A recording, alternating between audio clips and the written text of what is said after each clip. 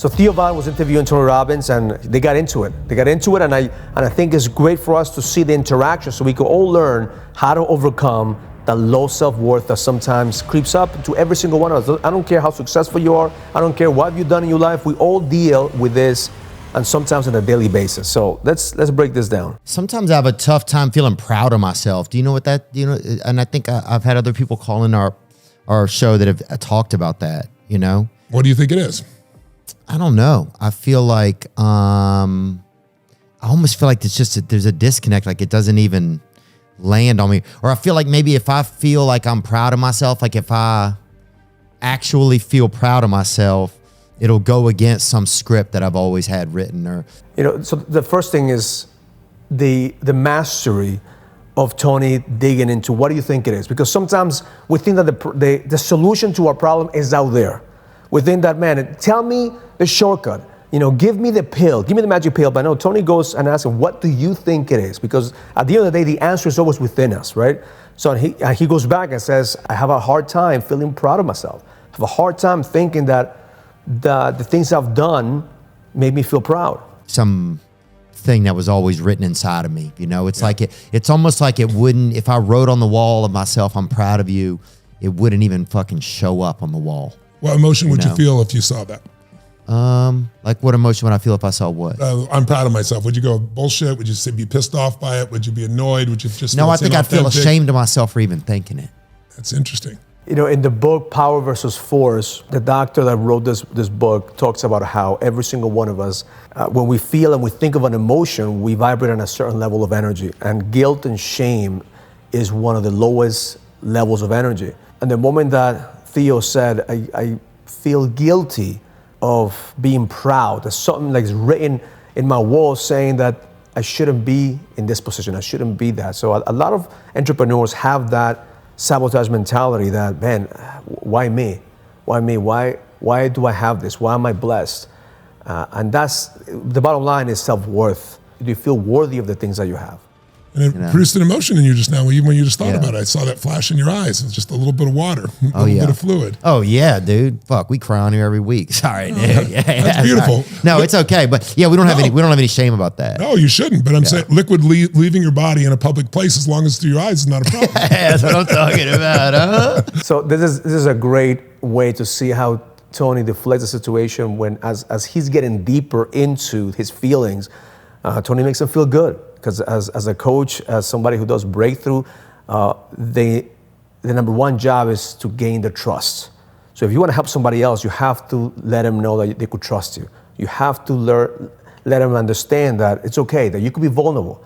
You could be vulnerable. You have these feelings, and you could see his physiology change. He's getting hot. He's kind of like moving his body a little bit. The body language says that he's uncomfortable, but then he starts laughing and he starts like connecting, because that's where Tony now is probably going to go deeper into it to really see how he could help him overcome the self-worth. So the first step is getting vulnerable, or getting somebody to hold a space for you to share what you're going through. And the second is continue to ask questions. Why do you think that is? What's the feeling? What would it look like? But my point is, there's a real anchor for you there. So let me explain it to you. Everybody has what I call an emotional home. Yeah. Do you ever watch like a place here, and let's say, where the cyclone happens every 2 or 3 years and it wipes out everything, or a tornado comes through? Oh, yeah. And you see these poor people, all their stuff's all over the ground and they're picking it up, and you could have a heart of stone not to feel. They rebuild. 2 years again, it happens again. 2 years later, it happens again. Some part of you eventually goes, why don't you move? It's like, why don't you move? A lot of Vietnam's like that. It floods. New Orleans is like that. It floods. New Orleans like that. So here's why don't they move? Because it's home.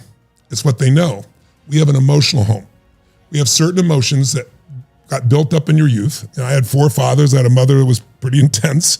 And I had a lot of emotions that came out of that experience. If I didn't reprogram myself, I wouldn't be sitting here with you today, because my emotional home was not good feelings. It's what I was used to. So even though it didn't. So that's a great point. We all of us have a certain thermostat that we regulate, right? And we are just so accustomed to just being comfortable to what you know. So if you're in a bad relationship, and sometimes the devil that you know is better than the devil that you don't know. If you're in a bad business, sometimes the grass is not green on the other side. So emotionally, we make that our home. Emotionally, this is where we live. This is what we believe we are worth. I call this the peasant mentality. The peasant mentality, the peasant version of us. All of us, we have a certain version that is a peasant, that thinks that it's just as good as it's going to get. That is all that I'm worth. So if you continue to feed that version of yourself, that peasant mentality, of course you're going to continue to attract that of what you don't want most. So if you continue to feed that peasant mentality, of course you're going to attract just not being enough. So if you make that your emotional home, the peasant mentality, the victim mentality, then everything around you is going to just continue to validate that that's what you're worth. Feel good, you go there because it's what you know. Yeah. It's comfortable. So yeah, it almost felt like I was deserting myself if I felt good about myself, which is crazy. I'd almost feel like I was leaving. I don't know. Yeah, it's almost like I know those feelings. No, finish that thought. I'm believing what?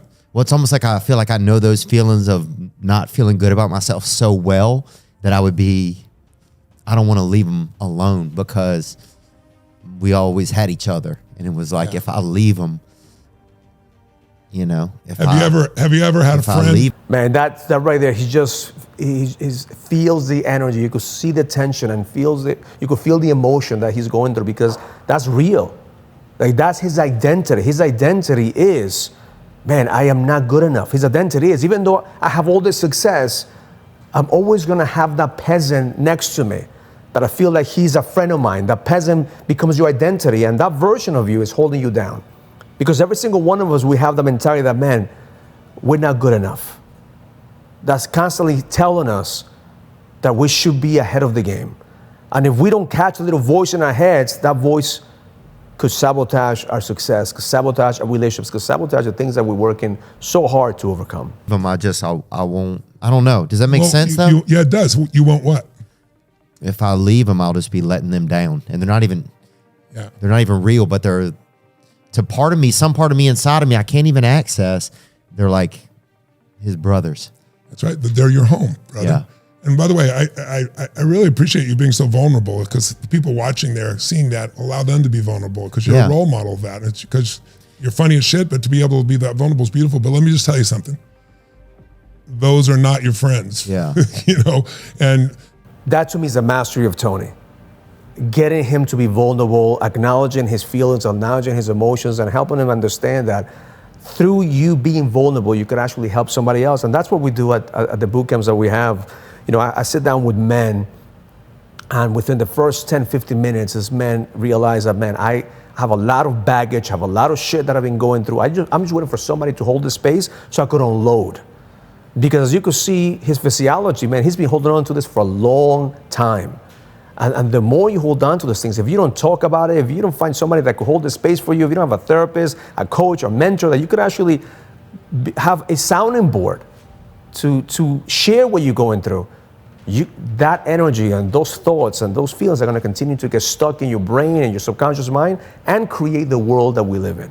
You're not going to abandon those parts of yourself. You're going to find these other parts of yourself that need to be in charge. It's not to say that you can't have negative emotions or fears or feelings, but the ones that don't support you, you got to break that pattern. And the way you break the pattern first is you start to see, you get a new experience. If I get you an experience where you feel like you actually felt proud of yourself without those feelings, and there was no sense of loss, and I did that with you for days and days, you'll never go back. Wow. Because your brain will go, what the F? I'm not going back to that bullshit. Those weren't my friends. It'd be like, you know, it's like having a friend that beats the shit out of you every single day. And it's like, I'm letting him down if I don't let him beat the shit out of me, right? It's like, oh no, I got to be there for him because I got to be there so he can beat the shit out of me all the place, right? Yeah. So that's what I call emotional fitness. Emotional intelligence is being aware that you have a problem. You could see Theo is aware that he has a problem. He's aware that, man, he continues to beat himself down. He's aware that he has a hard time feeling proud of himself. He's aware that this doesn't serve him, but that's his home. That's his identity. That's what he feels the most comfortable at, right? Emotional fitness is not just having the emotional intelligence or having the awareness, is now, what can I do to stop this pattern? This doesn't serve me. So now I have to feel those emotions. I have to feel that feeling of not being enough, that depression, that anxiety, that fear. Whatever it is that you're feeling now, you make the choice. You choose to do something about it. You have to break through that fear and compound it with something that is actually better than fear, which is the sense of being proud. That's why whenever you want to work on your emotional fitness, you have to find somehow, some way to stretch those emotions to the point of no return. And that's what Tony's talking about here is, what if I could get you to stretch those feelings, to feel so proud and do it every single day for a couple of days? Would you go back to those old feelings that don't serve you? And the answer is no. Most of us won't go back to that friend that beats us down. Most of us won't go back to that toxic relationship if we have something better. The reason that we continue to go back to those old patterns because we don't know better. We don't have an experience that is better. So therefore, it's better to have this shitty experience than an experience that's going to help us grow and expand. That's pretty much what It's happened. crazy to hear, dude. You're like, damn, here we go again. And so then You what know? happens, though, is the reason you went for the antidepressants is it's so overwhelming that numbing at least feels a little less. I'd rather see you cry and feel the pain, even though I want you to feel pain as a brother. Yeah, no, I'm grateful to feel it. I want it out of my system. That's right. Yeah. But the next step for you is drawing a line in the sand of how you really want to feel. So I'll have people in an event write down, I give them like a minute. I go, draw a line down the middle, write down the left side, all the positive emotions you feel in an average week, not once a year, not once a month, the ones you regularly feel, whatever good feelings. The average emotions in a positive week. Positive. So what are some ones you feel in a week? In a week, I feel At least once a week. okay. Any emotion? Positive. Start with the positive. Positive. Empowering emotions. Hopeful. Okay. Thankful. Yeah. Loving. Yeah. And maybe some pride. Good. And so the pride is sneaking in. Now that's not ego pride. That's pride of like you're growing. So that's a big difference to understand that there is being proud of the things that you do and having pride as from an ego perspective. So what he's talking about is he's feeling proud. He's feeling some kind of accomplishment of the things that he's doing. So that's the battle that he has. It's the battle between the ego, I shouldn't feel this way, or I think I'm better than anybody else, versus, man, I'm doing a good job. I'm growing, I'm expanding, I'm finding some success. But this is a great exercise to do, and I've done similar exercises, and the guys that I work with, I coach them through an exercise that goes deep into the emotion. Like we go deep into the pain. Like what is it that you don't want in life? So let's write down all the things that you don't want in your life, and let's see what will happen if you continue to live in the same situation right now. If you have the hell, because that's my job, to take you through hell. Like I know personal development, there's different strategies. My strategy is doesn't work for everyone because I help men go through hell so they'll come back and create their heaven. But again, they have to go through pain. Pain is what's going to catapult change. I don't know about pride. I mean, it's like I said, it's really hard for me to feel proud of myself, Yes. So stop saying that. Okay. Because every time you say that, you're rewiring it back into your body over and over. It's a story. Yeah. It's like there's an old phrase that says, tell a lie big enough, loud enough and long enough, sooner or later people believe it. You know who said that? Hitler. Oh, I think you were going to say Fauci. Well, same difference. It's programming. So whatever people say, whatever you say is constantly programming your subconscious mind. That's why they made the reference of Hitler and Fauci, because it's been programmed. If you think about what happened the last 4 years, we've been programmed. I mean, we're wearing masks every single day, programming ourselves that we don't want to catch a virus. We were doing certain things, staying at home because we were being programmed out of fear. So the same thing with you. You are the programmer in your computer in your head. You are the one who's dictating your life. So if you continue to say certain things that you know they don't serve you, well, it's up to you to stop it. It's up to you to break that pattern. If you keep saying I'm fat or I'm always broke or nobody likes me, well, that story is gonna become your reality. So if you want to change your life, you have to change the way that you talk to yourself. You have to stop the pattern of self-sabotage, stop the pattern of talking in a negative way, because you're gonna create that world in your life. We're aligned on that one, brother. You're a quicker thinker than I am. But we hear what we're saying. But the conversation you've said with yourself, you've done. How many times do you think you've said that? Said what? That it's hard for me. I say it a lot. Yeah, it's because I think it's like having a new story for myself. Part of me is still, there's a heavy bit even to my whole new story, having a new story. Yeah. Even having some success in my life. It's almost like some of it feels embarrassing, Yeah. And some people feel like, the word people use is imposter syndrome. It's all bullshit. It's just fear that you're not enough. We all have that fear, brother. Yeah. I feel that at times. I don't feel it much now, but I'm 63 years old and I've done a shitload of things for 40 years. You built enough pattern. Yeah, I built up new patterns. Yeah. It's like a muscle. So the imposter syndrome is that feeling of not being enough, the fear of not being enough, the fear of not being liked, the fear of not living to your full potential. So we all have that. I work with successful businessmen, men who make millions of dollars, men who build empires, and the old pattern is that all of us are trying to fill that void.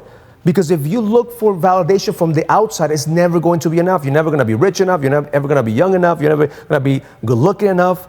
It's when you start doing the inner work, realizing that everything that you have is within you. When you start realizing that, man, I am enough. And because I am enough, I could create the things that I want. Now, you have to back it up with action. You have to back it up with execution. You know, you can't just say, I'm enough, I'm rich, I'm healthy, I'm lovable, and not act those ways. So first you have to believe that you are, then you have to act based on what you want to attract. But everything is based on your belief system. And we all have that feeling of not being good enough. If you let that feeling of not being good enough consume you, you're gonna end up depressed, you're gonna end up alone, you're gonna end up broke. But if you use that feeling of not being good enough as fuel to make you succeed, you're gonna work harder than anybody else. You're gonna prepare better than anybody else. And most important, you're gonna withstand the punches that life throws at you because you realize that every single day you're just getting better and better. You know, everybody's got the muscle. If you use it, it grows. If you don't use it, you lose it, right? Yeah. It doesn't ever disappear though. It just looks like it's not there. But if you demand it, you push it beyond what it's comfortable with. And that's what you're doing right now. You're pushing beyond your comfort. You were settling for comfort to try to survive. Now you're like, F that.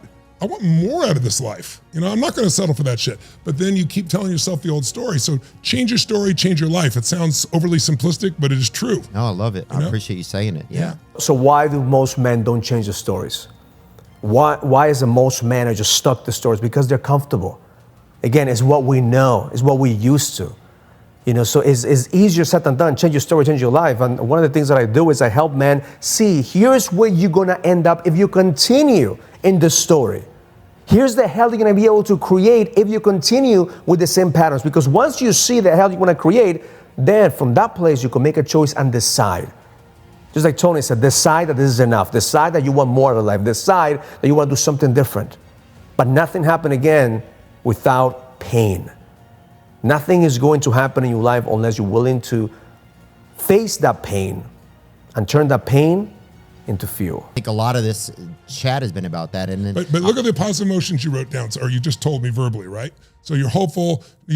Are you playful or funny, or what would be your term around that part of you? Because I didn't hear that part of you. I know it's there. No, I feel like that part of me became such my work that I haven't had as much free time to be that as I would like to. On your own. Okay, cool. Well, so those are the positives. What are the negatives you feel in an average week? At least once a week, not once a month, once a year. What are the negative emotions you feel? Ugly. Okay. I feel incapable, angry, and I feel disappointing. Okay. So which of those emotions is most powerful for you? The positive list or the negative list? The negative list is more powerful. And that's true for most. And that's a pattern. A lot of businessmen, entrepreneurs, we beat ourselves down and we let all those negative emotions just drag us down through the whole day. And that's when negativity is more powerful. If negativity feels at one point more powerful. Why? Because we don't anchor the other feelings. So he has a long list. If I tell you right now, just write down all the negative things that are happening in your life. Well, every single one of us, we run out of paper, right? And you write down all the great things that are happening in our lives. You start thinking about it. You start thinking about it, and then you may not remember all the good things that happen to you. Because our brain is wired to look for the negative. Our brain is wired to look for the things that we are afraid of. Why? Because it's survival mode. Our brain just wants to survive. See, success and fulfillment is not the wiring for our brains. Our brains are wired to survive. So they only want what's enough, good enough. So if you want to go beyond just good enough or want to have more than enough, then you have to tap into the other side, which is the positive emotions. But I believe that you could use those negative emotions as fuel. Because one of the strategies that I use to help men is leverage. Leverage. How are these emotions that you're feeling right now affecting your kids? How are these emotions you're feeling right now affecting your wife? How are these emotions that you're feeling right now is affecting the people that you love? Because sometimes we will not change if it's up to us, but we will change for other people because we don't want to bring this to other people. We don't want to hurt the ones that we love. So as long as there's leverage, it's a faster way for you to break your patterns and grow. Most people. Watch this. What's an emotion that if it became the dominant emotion in your life, one or two, that would get rid of those negatives like they would have any power over you? What would be an emotional state? Would it be like courage, or would it be playfulness, or would it be, let's say, joy, or would it be, you've already got gratitude, more gratitude? What would be an emotion that's so strong that it would get rid of the disappointment? Probably love, you know? There you go. And that's your core, brother. I didn't hear you say that on the first one. That's all you really want. It's probably why you do this podcast. It's probably why you make people laugh. And that's the whole core. And that's the whole point of why we do what we do. If love is the most powerful force in the universe. I mean, people think they want money. People think they want prestige. People think that they want to be popular. All of that is around you want to be loved. At the core, our human need is we all want to be loved. So we'll do all these things. We want to make money because we want to be loved. We want to be popular because we want to be loved. We want to contribute because we want to be loved. At the end, the core of every entrepreneur is love. Love for the game. Love for other people. Love to be able to give. The moment that you realize that the most powerful emotion that you have is the power of loving yourself, loving what you do, and having appreciation, joy, love, and being proud, for me, those are my three anchors. Every morning I focus on thoughts of love, joy, and feeling proud. And I anchor myself, and I go into the shitty moments too. And I have a process, a daily ritual that I take myself through every single morning, that I access those negative emotions and I also access the positive emotions. And I create a cocktail in my brain that allows me to break through and interrupt the patterns that don't let me get stuck in the peasant mentality. By the way, the whole reason I do what I do is I love people and I love to see people happy, because I was so unhappy myself and I got out of it. So I was so grateful. It's like, I feed, 100 million people a year, 100 million meals. Yeah, I'm I saw doing your that. charity, yeah. I've done 1 billion meals in the last 8 years, right? Right, dude. That's what McDonald's did, isn't it? And it was free. They're pretty cheap at McDonald's, but dang, dude. But I did it not because I'm a good person. I did it because I grew up and I had no money and no food. And when I was 11, somebody came and fed us on Thanksgiving. And I was like, that made me believe strangers care. If strangers care about me, I care about strangers. And so I fell in love with people, and I want to make people feel happy. And I know what it feels like not to food. I know what it feels like to be absolutely depressed and miserable and saying, see, you will do more for other people than you will do for yourself. The moment that you find leverage. So Tony found leverage. There's leverage on that. Somebody helped my family. I want to help other people. And he's doing enough for him. He's doing it for other people. So that's the ultimate leverage. Who is going to suffer if you don't break your patterns? Who is going to suffer if you continue to live in the same story over and over again? Because the moment you realize that people out there are waiting for you to grow and expand and lead, the game will change. Because this doesn't happen overnight. This is a work in progress. You have to continue to work on yourself to be able to lead with power. I even need to stick around in this life, right? So I don't want anybody else to feel that. So it drove me to find answers, not just for me. Once I found it for me, I wanted to help as many people as I can. But why do I want to do it? Because I love love. Because when you help people that much, I have so much love in my life, it's ridiculous. I get stopped on the street every day and people don't come up and say, oh, I like your show or something. Come up and go, you changed my life. Oh my God, I love you, Tony Robbins. And I always say, no, I didn't do it. You did it, but I'm glad I helped. But I love the love that comes from it. Yeah. So we all really want love, but we're afraid we're not enough. And you, my friend, you are growing like a weed right now because you're doing things most people never get out of. And I'm not blowing smoke your way. I'm not a bullshitter. No, I don't feel that, man. I appreciate you saying it. Yeah, it's the truth. It's been but you got to notice your progress. And you got to stack the good, and then you got to stop the old story. And the minute you start to say that phrase, bullshit, that's an old story. It's not true anymore. Yeah, I think a part of me is afraid that I'm going to leave a part of me, like So what happens is the moment that you start getting successful, and it happened to me, it happened to a lot of the guys that are coaches, we self-sabotage. We hit a certain level of success, and then we feel like we don't deserve it. We shouldn't be this. And then we go backwards and we lose money, we lose our business, we lose our marriage, we lose something, and then we want to rebuild, because it's easy to rebuild. It's easy for you to feel like, man, I don't deserve this, so I'm gonna sabotage it, I'm gonna rebuild, and you're looking for the high. The high is like the gambler. The gambler goes to Vegas. He doesn't get high when he wins, he gets high when he's losing, and then he has to come back again. So same thing as an entrepreneur, we have to continue to anchor the wins, the base hits, not focus so much on the home runs, because the reality is that you're never gonna be good enough.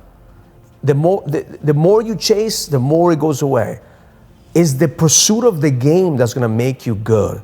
The pursuit of the game that's gonna help you grow. It's the pursuit of the game that's gonna make you become great. Are you chasing success and chasing the money, chasing the prestige, chasing popularity, or are you pursuing greatness? Are you pursuing growth?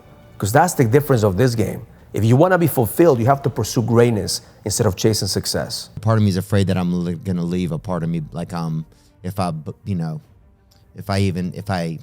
be successful. So let's investigate that for a second. Like if I be successful, I'm going to leave a part of me behind, you know. Well, then you're effed right now because you're already successful. You got, I don't know how many millions of people, I'm sure, that watch your podcast. You make people laugh all over the world. Yeah. You have people that I think adore I'm embarrassed sometimes. But all those emotions are old habits. They're just habits. Yeah. So I understand that. And by the way, when you feel embarrassed or you feel these negative emotions, yeah, it also makes you feel for yourself for a little bit. So that's the other part you might be afraid of. Like some people take care of everybody. What do you mean by that? Well, like for some, I don't know if this is you, but some people are so busy trying to make everybody else happy all the time, they don't take care of themselves unless it's a big ass problem. And then for the first time, even if it's a negative feeling, at least I'm feeling for myself, I'm feeling for me. And that might be what you're afraid of losing. Let's try it for a second here. What if I told you you could go back and feel like shit as much as you want, it'll never stop, right. But you don't have to have that be the predominant emotion of your life. So the imposter, the peasant mentality is never gonna go away. I have guys who tell me, Raul, help me kill that version of myself. I wanna bury that motherfucker. I wanna bury that man. The reality is that he's part of you. That peasant mentality is part of you. That's not your enemy. The moment you realize that that peasant mentality is just there to protect you, because it doesn't want you to get hurt, it doesn't want you to fail.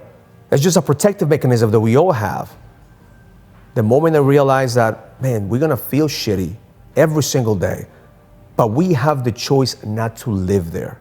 You could have bad moments, but don't let those bad moments turn into bad days, because those bad days will turn into bad weeks, those bad weeks will turn into bad years, and eventually it's gonna turn into a bad life. Feel those shitty moments, but don't live there. Beat yourself up or be ashamed or not be too happy. That it's an old story that got wired a long time ago and has nothing to do with who you really are. But when you keep telling yourself, it's like my friend, I need to take care of him, I'm gonna lose a part of myself. No, you'll never lose that part. There's a part of me that would be a victim very easily. I was beat as a child. My mom was a beautiful woman. I'm not denigrating her. God, when she put alcohol together with prescription drugs, she was crazy. And I was 5'1" in high school, believe it or not. I'm 6'7" now. I tell people the difference is, I tell people the difference is personal growth, right? but I had a tumor in my brain that made me grow. But I was this little guy, and she would slam my head against it. She'd put liquid soap down my throat because she said I was lying, and I wasn't lying. And when the person you love most is trying to hurt you, you can do a number on your head. But I look back now, and fortunately, I didn't let that stop me. Mm-hmm. And I didn't settle for that. I struggled for a long time. I look back on it, and I can honestly tell you, if she was the mother I'd hoped she'd been, like if I was well-fed, do you really think I'd be trying to feed a billion? I've done 1 billion people, now I'm trying to feed 100 billion people. You think I would be spending my time doing that if I was a well-fed kid? I don't think so. No. If she had been the mother I want, I wouldn't have become the man I'm proud to be. Yeah. And that's the whole point of why you feel this way.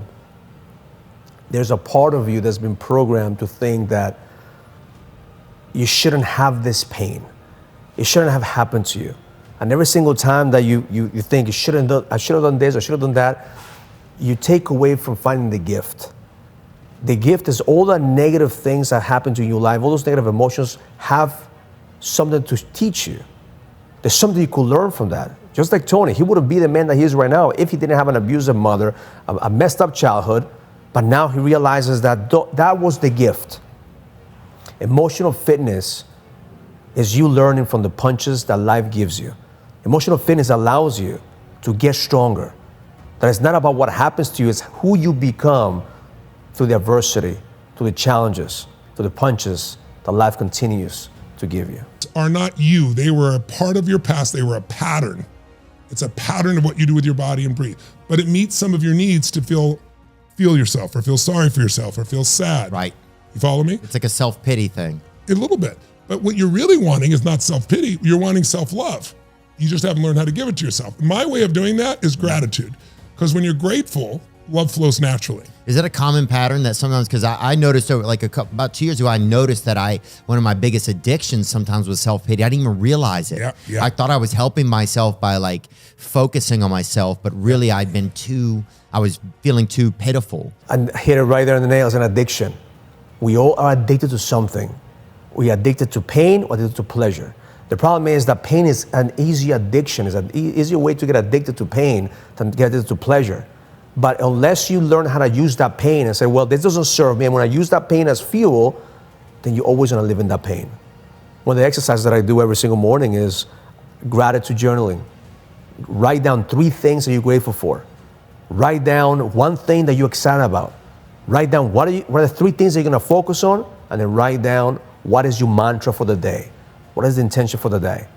Because we have to rewire our subconscious mind on a daily basis. Otherwise, we're gonna live on the pain. We're gonna live on the things that we don't feel proud of. If you think about it right now, there's tons of things in your life that you could feel proud of. Those are things that, if you think about it right now, there's tons of things in your life that you could be grateful for. But why do we choose to focus on the negative? Because it's easy for us to be addicted to pain. I realized my alcohol was self-pity. Anytime I didn't. Also alcohol is a depressant. So what's going to do is it feels good in the moment, but then it lowers your energy and your blood sugar, everything, right? Same for self-pity? Self-pity, same thing. Now your energy, think about it. Self-pity, if you're in self-pity right now, 0 to 10, 10 is total high energy, 0 is no energy. Where are you in self-pity? Where would you put it? Oh, 2. Yeah. Where are you when you're feeling excited? Where's my energy? 0 to 10, yeah. My energy when I'm feeling excited is like a 9. Yeah. Which one do you want to be? I'd rather be the 9. Yeah, well, why the fuck won't you just do that? I know. And that was a great clip. And it ended exactly where I believe that wraps our energy, which is sedation. Sedation, it could be alcohol, it could be porn, it could be whatever it is that you're sedating yourself with, but whatever it is that you're doing that's taking you away from having high energy, being focused, being guided, and living on the edge is sedation.